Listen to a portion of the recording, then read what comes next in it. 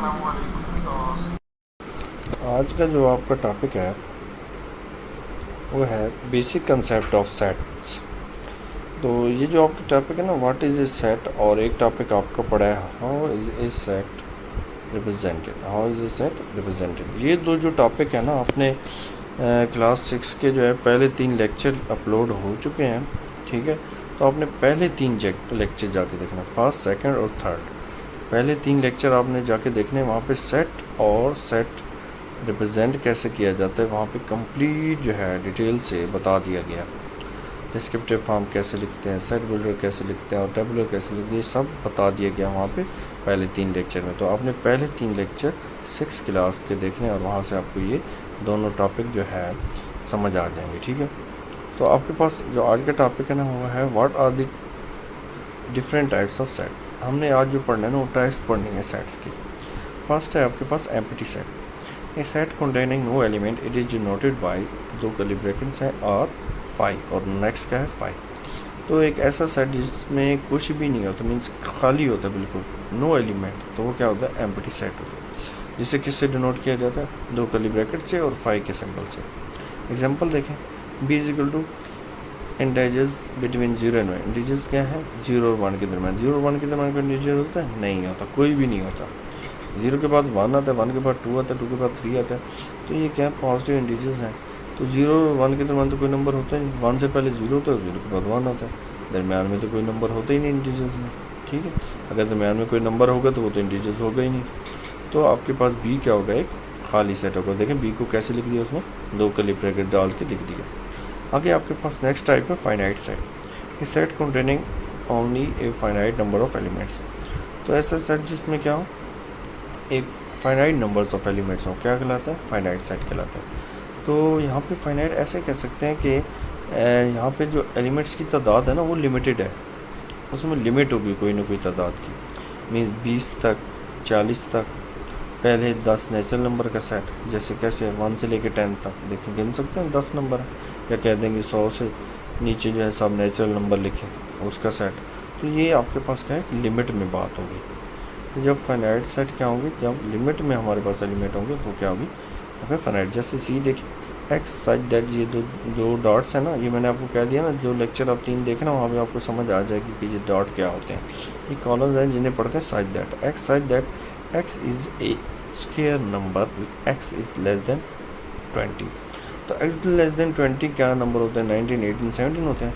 तो वहाँ पे आपने स्क्वायर नंबर देखने हैं। तो 20 से नीचे स्क्वायर क्या है 1 है, 1 होता है स्क्वायर। 4 भी किसका स्क्वायर होता है 2 का होता है। 3 9 का होता है, 16 4 का होता है। तो ये सारे स्क्वायर हैं। कोई और है स्क्वायर, कोई भी नहीं है और, ठीक है। तो ये कंप्लीट परफेक्ट स्क्वायर है, ठीक है। 1 का है, 2 का है, 9 3 का और 4 के जो है परफेक्ट स्क्वायर है, स्क्वायर नंबर है 20 से नीचे नीचे। अब ये देखिए लिमिट बता दी है 20 से नीचे नीचे। तो ये क्या है फाइनाइट सेट है। इनफाइनाइट्स क्या होंगे, इनफाइनाइट वो सेट होंगे a set which is not finite. कैसे सेट जो फाइनाइट नहीं होंगे क्या कहलाएंगे आपके पास इनफाइनाइट सेट कहलाएंगे।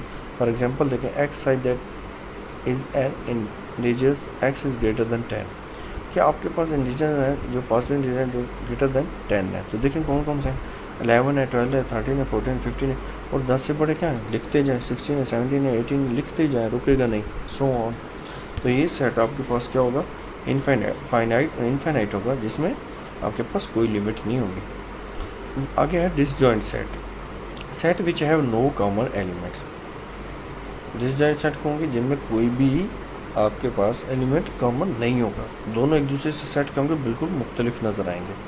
ई देखिए उसमें क्या है 2 3 4 है, और एफ़ में क्या है 5 6 7। ई में देखिए 2 है, एफ़ में है 2 नहीं है, 3 में 3 है, ई में है, एफ़ में है 3 नहीं है, ई 4 में, ई में क्या है 4 है, एफ़ में 4 नहीं है। तो देखें दोनों में कुछ भी कॉमन नहीं है, तो क्या है disjoint set. Overlapping set. Overlapping set आप ऐसा मान सकते हैं कि डिसजॉइंट का उल्टा है। ओवरलैपिंग सेट्स वो होते हैं जो कहते हैं कि बस हमें एक कॉमन मिल जाए हम ओवरलैपिंग सेट में बन जाएंगे। मीन उसमें एक नंबर भी कॉमन आ जाए ना, वो क्या बन जाता है overlapping set. Set which have at least 1 common element. For example देखें जी में क्या है 1 2 3 और एच में क्या है 2 3 4। तो देखिए इनमें क्या है 2 और 3 दोनों में क्या है कॉमन है, 2 और 3 दोनों में कॉमन है, तो ये क्या होंगे ओवरलैपिंग सेट बन जाएंगे, ठीक है। क्या बन जाएंगे ओवरलैपिंग सेट। आगे आपके पास इक्विवेलेंट सेट्स है। इक्विवेलेंट सेट्स क्या है? Which have an equal number of elements. Equal set need not have exactly the same elements. तो इक्विवेलेंट सेट क्या होते हैं? वो कहते हैं ऐसे सेट्स होते हैं, इक्विवेलेंट सेट्स होते हैं जिनमें जो है सेट्स की तादाद इक्वल होती है। अगर सेट की तादाद इक्वल हो जाए तो क्या हो जाते हैं? इक्विवेलेंट सेट बन जाते हैं। और चाहे उनमें चाहे मुख्तलिफ हों, एलिमेंट्स क्या हों, दोनों में मुख्तलिफ हों, लेकिन क्या है, तादाद बस एक जैसी। जैसे जे देखें, इसकी तादाद कितनी एलिमेंट की? 3 है। 1 4 6 कितने? 3 एलिमेंट।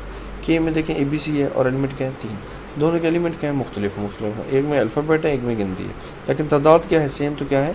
इक्विवेलेंट है।